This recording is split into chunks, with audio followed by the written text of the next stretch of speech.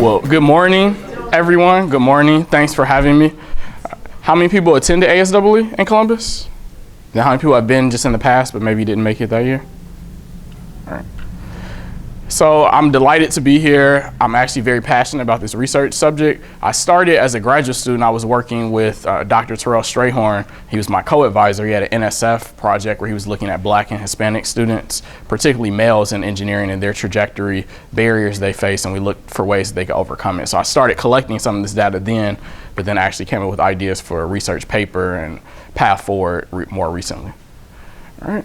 And so the title, if you haven't seen it, is From Categories to Success Strategies. And we have a term that we call buoyant believers. I'll explain that in a bit more details.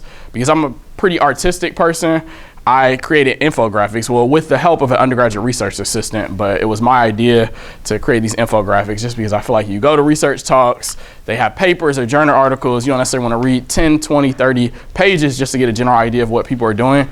So if you haven't seen it, there should be one in front. This is for like the current project, which is lessons learned from buoyant believers, but the backside shows you all 4 categories. This talk is gonna primarily focus on those who are buoyant believers, but you can get a sense of both. They are 2 different conference papers, which we're hoping to turn into a journal article within the next year or 2, but you have those as a resource. So I don't think they recognize it besides access to schooling. That definitely came up, and then access to mentors. So outside of that, I didn't recognize them saying that, you know, my parents had this career and that was not the same as my peers whose parent maybe was a 2nd generation engineer or 3rd generation engineer. And by the time I went to college, I was a 4th generation engineer. I didn't hear those comparisons. So I don't know how much they even recognize the value of social capital. I think the good thing is they thought the capital they possess was valuable. And so that's what I'll say. I thought that they thought the capital they possess was valuable, where many times certain underrepresented groups come in and they see that if I don't wear, let's say, a blue suit or a gray suit to an interview, I don't already know to do that with a white shirt or some other plain colored shirt, that I'm not likely to succeed. But they challenged some of those norms, right? They thought the things they had done prior to high school were relevant, or prior to college were relevant. I was just wondering if you could expand your view on sports. I feel it as innately positive, as something that is a way out, but you seem to put that into deficit thinking, and certainly projecting on others that that's all they can do, certainly. But. Well, the reason I'm saying that, statistically speaking, a Black male is highly unlikely to become a professional athlete in any field, especially basketball, which has a 12-man roster. As a form of employment, so a goal. And if we know that motivation is rooted in goals, if I set a goal to become a professional athlete and there's a very limited opportunity of me making it, right? One guy from my entire state and my generation may make it, if that. Right, but I see myself doing it, then it's not going to motivate them to be successful. So that's what I meant in terms of sports, the opportunity for you to actually assume that role, where to become an engineer, it's much more apparent. Question? I have a question just about how you can make an environment more welcoming or inclusive. Yeah. And I guess maybe specifically, so I really encourage my students before class, no cell phones out, I want them talking to each other. I play some music, it's a pretty loose environment. And I just had this talk with one of my African American females last week, and I said, you've got to put yourself out there a little more, like when you come to class, you need to engage with your table mates and talk to them, because she tends to come in with her headphones in, and she just sits back and she won't lean in and engage, even though the rest of the table may be talking or whatever. And I said, you've got to kind of overcome that and overcome your shyness and talk about that. And she knows it's a problem.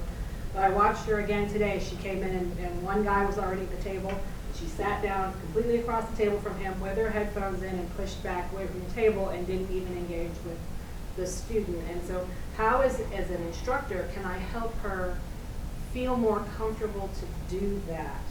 So I would say she's doing that for a reason.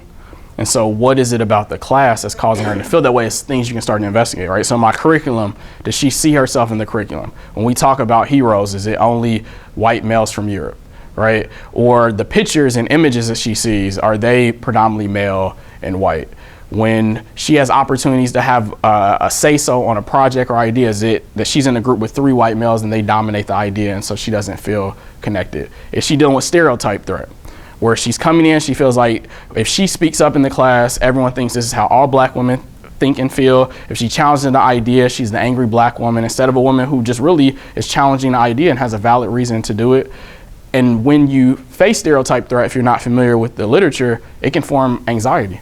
And so she could be anxious in that setting because she feels a need to not go with negative stereotypes. There's also another theory called prove them wrong, which is aligned with stereotype threat to an extent where, because I know these negative stereotypes exist, I'm constantly trying to come in and outperform, overwork, just to prove that your stereotypes are wrong, right? And so I think it's not her, it's your curriculum, it's the peers, and maybe there's some bias training that can take place with other students, right? There are things that you can do to comfort her, to say that she's doing a good job, right? That it's okay to use headphones at times, you know? Maybe it's not just completely wrong, because if she has experienced a culture in high school where they were able to do that, and now you're telling her to be completely different from that, where her maybe peers are transitioning easily because the classroom environment is very different or similar in terms of structure and things of that sort. So I would just be careful in, you know, providing harsh feedback or trying to penalize her, because what we see in the K-12 system is black students are more likely to, for the same offenses, right, regardless of what they're doing. And so I honestly don't think it's her as much as it probably is the culture and climate of the environment causing her to take a step back. But I would need to talk to her, of course, but yeah. I feel like it's almost that in all of her other classes, that's what she does. And so in this class, it's hard for her to kind of adapt into, I need to, you know, we're being all encouraged to talk. I need to do that, and I don't know how to help her do that a little more smoothly. Knowing something about the curriculum that you're talking about, there may be ways that if taking the headphones off and leaning in just feels either really uncomfortable or she's just tired. Mm-hmm. You know, and there's Yep. this, you know, like Yeah. this. I know there's a dialogue out there about like the burden of Yeah, being yep. a person of color Yep. in a predominantly white environment.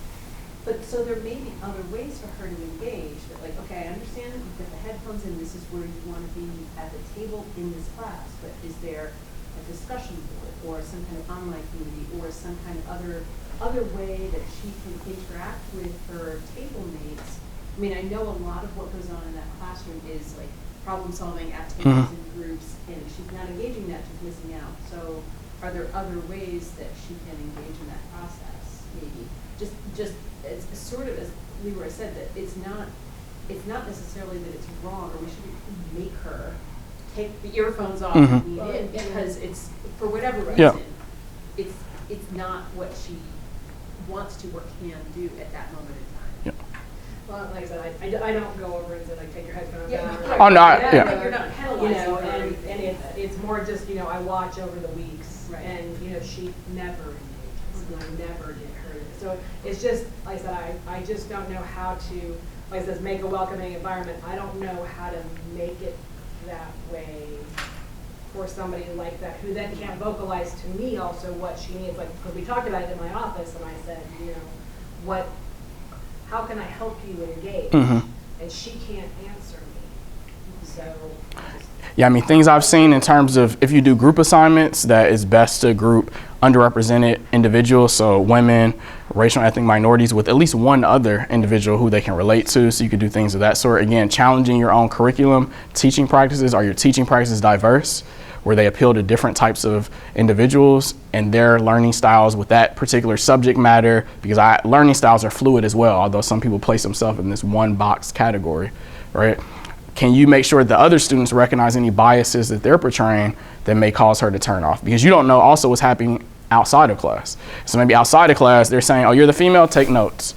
You're the black student, we give you the task that requires the least amount of intellectual understanding. And so then when she comes to class, she's turned off based on what's going on outside of the class as well. And maybe if you do use technology, you can document those interactions, and then you can see what's going on without her having to speak up and tell you.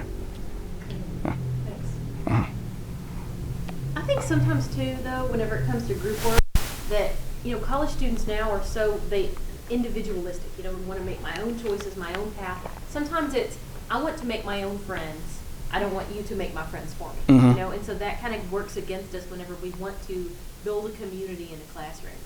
This is not the community I chose, this is the community I got by luck. I don't know how to deal with that. You know, do you deal with that?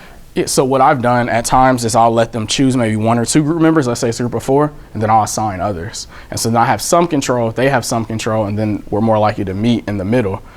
And again, I know the research saying who they should work with, so I do try to identify someone that they'll be more comfortable working with. But then there's a peer who does come in with a higher level of background information. They're able to do some type of peer teaching, where I don't have all of my black students or all of my women working together, right? And then limiting the diverse interactions that could take place with others outside of those categories. Because what we've seen is that white males typically benefit the most from diverse interactions. It's not women, it's not underrepresented minorities, it's those who have more limited views. And I'm not trying to stereotype, I'm just saying if you haven't had to interact with people who aren't like you, then that you're getting that breadth of experience during those situations, those interactions. So we probably should stop here, but we have Brown Bag, and everybody's welcome to come to Brown Bag in 107 Folsom. But let's thank Dr. Long and his small gift from us. Thank you very much. Thank you for your attention. There's a lot of opportunity, promise. I don't want to end on a sour note by any means. Yeah. Yeah.